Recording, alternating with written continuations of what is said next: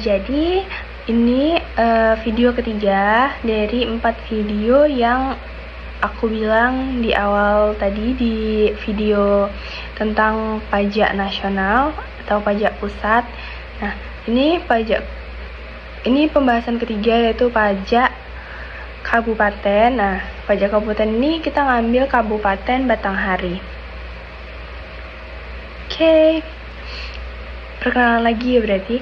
Perkenalkan, saya Evita Desi Agustin dengan NIM B1B121062.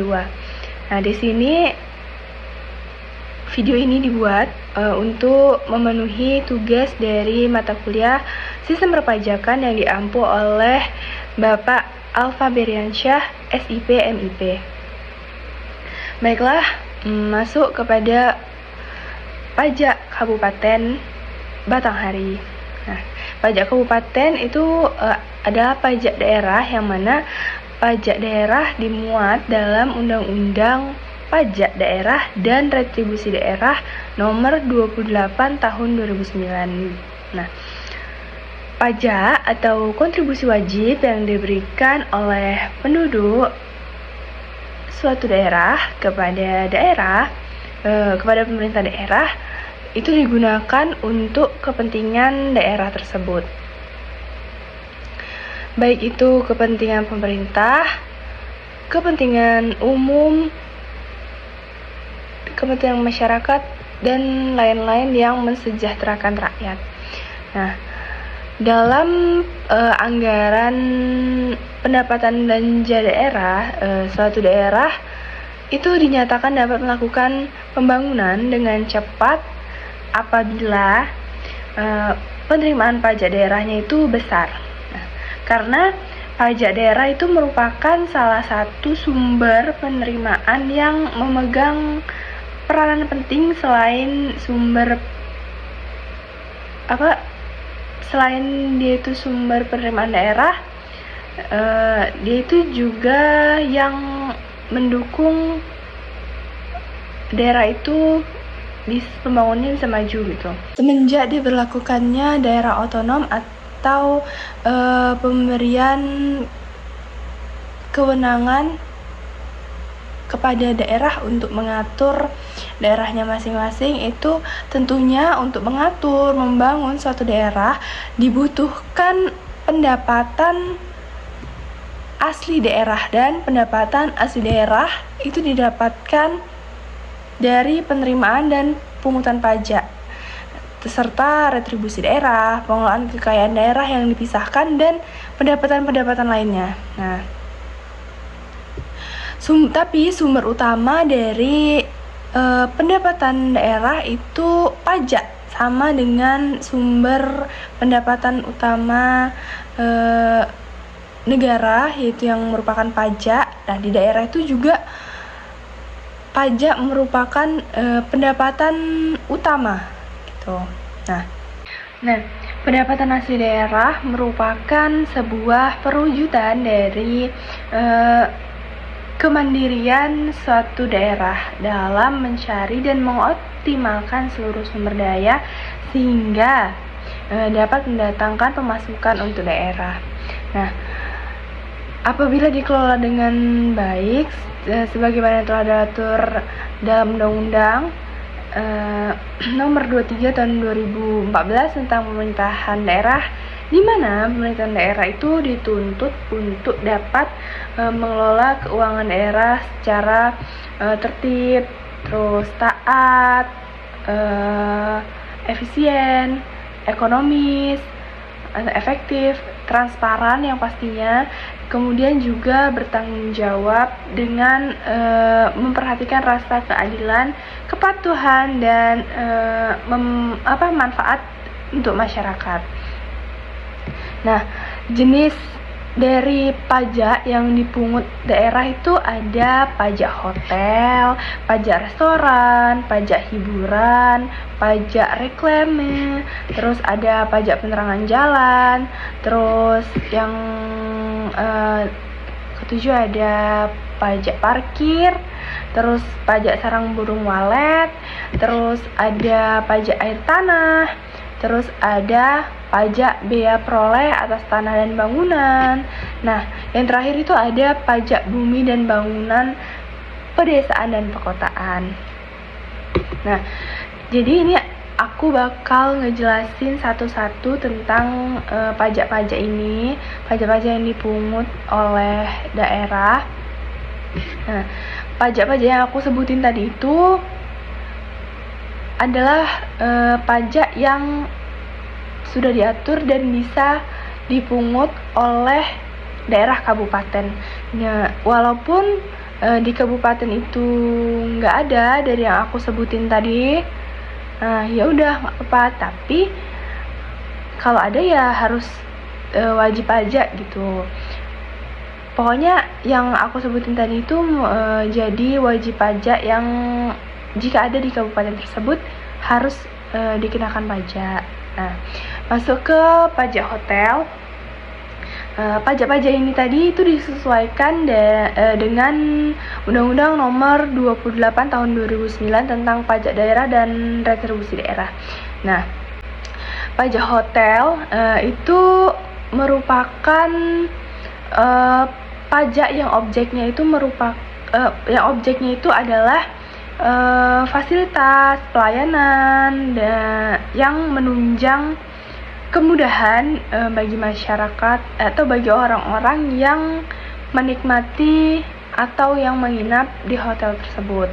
Nah, subjek pajak dari pajak hotel atau yang dikenakan pajaknya itu adalah orang pribadi atau badan yang menggunakan penginapan tersebut.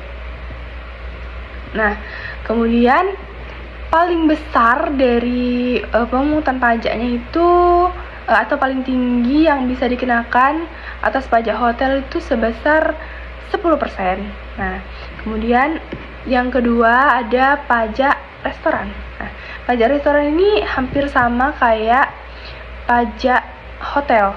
Sama-sama dia itu objek pajaknya adalah pelayanan yang diberikan oleh penyedia layanan gitu. Nah, terus subjek pajaknya juga sama, orang pribadi atau badan yang membeli makanan atau minuman di restoran tersebut.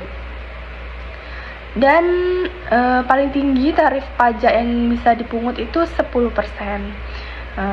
Kemudian ada pajak hiburan. Nah, pajak hiburan itu dipungut atas penyelenggaraan sebuah hiburan, kayak suatu hiburan itu dikenakan pajak juga.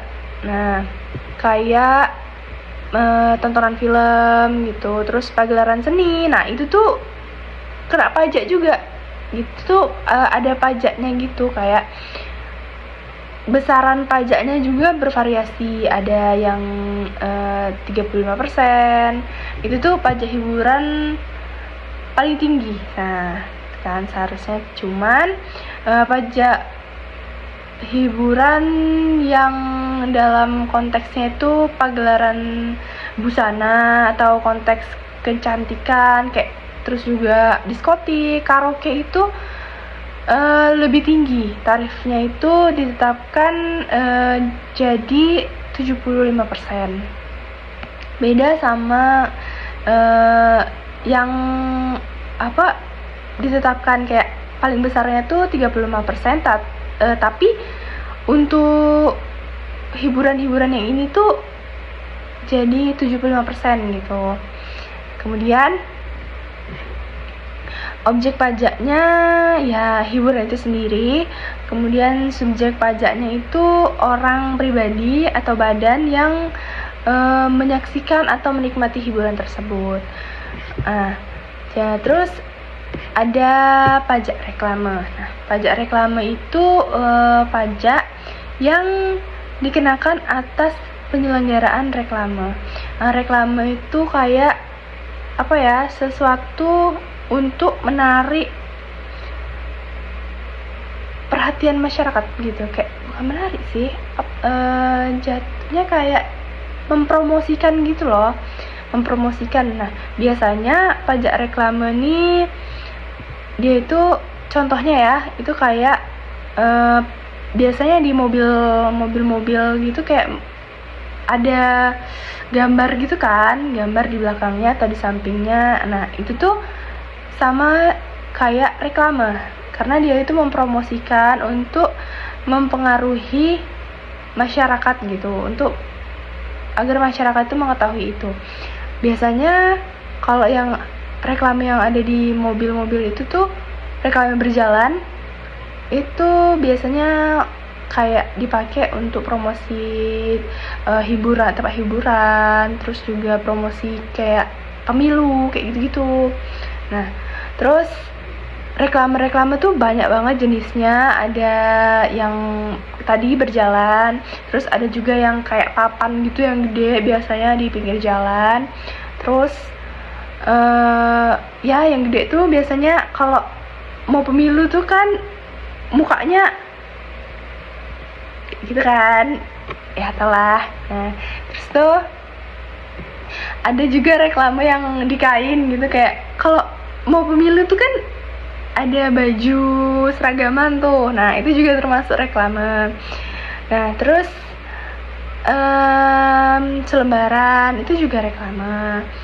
Ada juga reklame udara, reklame apung, terus ada juga yang reklame film. Nah itu juga dikenakan pajak gitu. Kemudian ada pajak penerangan jalan. Nah pajak penerangan jalan itu tuh pajak yang dipungut atas penyediaan tenaga listrik. Objek dari pajak penerangan jalan itu adalah penggunaan tenaga listrik itu sendiri, kayak yang baik itu dihasilkan sendiri maupun yang diperoleh dari sumber lain seperti penyedia, badan penyedia listrik gitu. Nah itu juga diatur dalam Undang-Undang Nomor 28 Tahun 2009. Nah tapi pajak penerangan jalan ini apabila diperoleh atau dihasilkan sendiri, itu menjadi wajib pajak apabila dayanya itu lebih besar dari 200 kVA atau tegangannya itu lebih besar dari 200 itu ya. Nah itu bakal jadi wajib pajak dan harus ada izinnya. Nah, terus yang selanjutnya ada pajak mineral bukan logam dan batuan. Nah pajak ini tuh nggak ada di semua kabupaten gitu. Ini pajak yang cuma ada di sebagian aja gitu, sebagian daerah aja. Kayak kalau nggak ada ya nggak kena pajak ini gitu, tapi kalau ada harus bayar pajak. Dan pajaknya itu, tarif pajaknya itu sebesar 25% paling tinggi. Nah objek pajak dari pajak mineral bukan logam dan batuan ini itu tuh objek itu tuh kayak kalau kita ngambil itu kan di alam. Nah kalau bisa kita ambil, kita harus dapat izin dan kita wajib bayar pajak. Nah pajak dari pengambilan mineral itu gitu. Nah ada banyak banget yang termasuk mineral bukan logam dan batuan ini, kayak ada batu permata, batu kapur, batu apung. Wah banyak banget pokoknya. Udah nggak bisa sebutin satu-satu ya, kalian bisa searching sendiri di Google karena ini udah zaman modern ya. Oke. Nah terus ada pajak parkir. Nah pajak parkir itu atas dasar penyelenggaraan parkir. Nah paling besar tarifnya itu 30%. Nah objek dari pajak ini tuh penyelenggaraan tempat parkir di luar badan jalan. Terus wajib pajak parkir adalah orang pribadi atau badan yang menyelenggarakan tempat parkir. Terus yang ke-8 ada pajak sarang burung walet. Nah pajak ini pastinya jarang ada di perkotaan ya, pasti dia kayak di kabupaten yang deket pinggir-pinggiran gitu. Nah jadi pajak ini tuh objek pajaknya adalah pengambilan atau pengusahaan sarang burung itu sendiri ya. Kalau misalkan biasanya tuh kan banyak tuh yang rumah-rumah ada gedung buat sarang walet gitu kan. Nah, itu tuh harus bayar pajak. Tarifnya itu sebesar 10%. Nah, nggak banyak-banyak sih, 10% aja. Terus pajak air tanah. Yang selanjutnya adalah pajak air tanah. Pajak ini itu ditetapkan paling tinggi tarifnya itu 20%. Objek pajak dari pajak air tanah itu adalah pengambilan atau pemanfaatan air tanah itu sendiri. Kayak subjeknya juga adalah orang pribadi atau badan yang melakukan pengambilan atau pemanfaatan air itu sendiri gitu. Nah, terus ada pajak bea peroleh atas tanah dan bangunan. Nah, pajak ini tuh pajak yang kayak apa ya? Kemudian ada pajak bea peroleh atas tanah dan bangunan. Nah, pajak ini tuh dipungut atas perolehan hak atas tanah atau bangunan. Kayak misalkan kita punya bangunan atau tanah, itu kita wajib bayar pajak. Nah, pajak objek pajaknya itu ya hak kita kita dapat hak atas tanah tersebut, atas bangunan tersebut, ya kita wajib membayar pajak. Habis itu objek pajak yang tidak dikenakan pajak adalah objek pajak yang diperoleh dari perwakilan diplomatik. Nah, jadi itu ada wajib pajaknya, dan objeknya itu bisa wajib dan tidak wajib. Kalau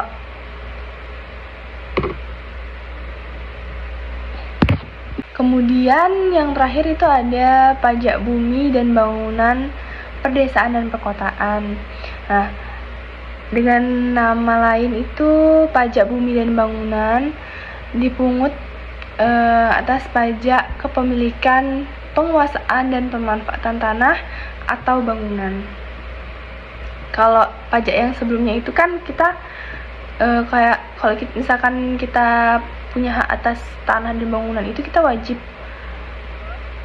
bayar pajak. Kayak misalkan kita sewa itu gitu, kita wajib bayar pajak. Nah, tapi kalau pajak bumi dan bangunan perdesaan perkotaan, kayak kalau misalkan kita punya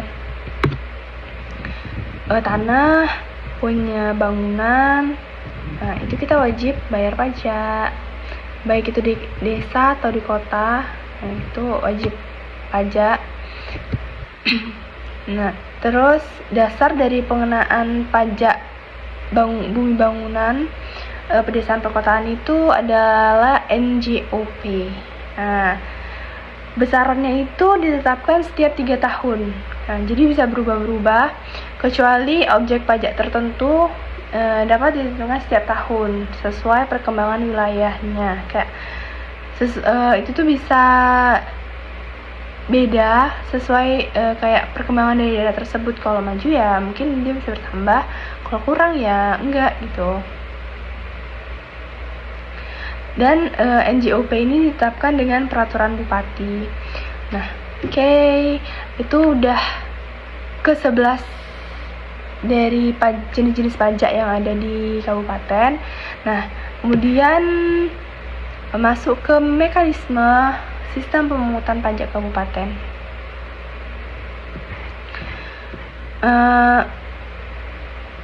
Dibagi jadi 3 itu menurut Siti Resmi. Nah, yang pertama itu Official Assessment System, di mana sistem pemungutan pajak yang memberi kewenangan aparatur perpajakan untuk menentukan sendiri jumlah pajak yang terhutang setiap tahunnya sesuai dengan peraturan perundang-undangan perpajakan yang berlaku. Jadi, Official Assessment System ini kayak pemungutan pajak yang diberikan kepada aparatur pajak yang ada di daerah tersebut, di kabupaten tersebut, untuk menentukan sendiri besaran jumlah wajib pajaknya yang harus dibayarkan oleh masyarakat di sana gitu. Tapi harus berdasarkan dengan peraturan yang udah ada, yang udah diatur. Jadi nggak boleh melenceng, nggak boleh lebih atau kurang nggak tahu ya. Pokoknya dia harus sesuai dengan peraturan perundang-undangan dan perpajakan yang ada gitu. Terus yang kedua ada self assessment system. Itu adalah sistem pemungutan pajak yang memberikan kewenangan wajib pajak dalam menentukan sendiri jumlah pajak yang terutang setiap tahunnya dengan peraturan perundang-undangan perpajakan yang berlaku. Nah, dalam sistem ini itu inisiatif serta kegiatan menghitung dan memungut pajak sepenuhnya berada di tangan wajib pajak gitu.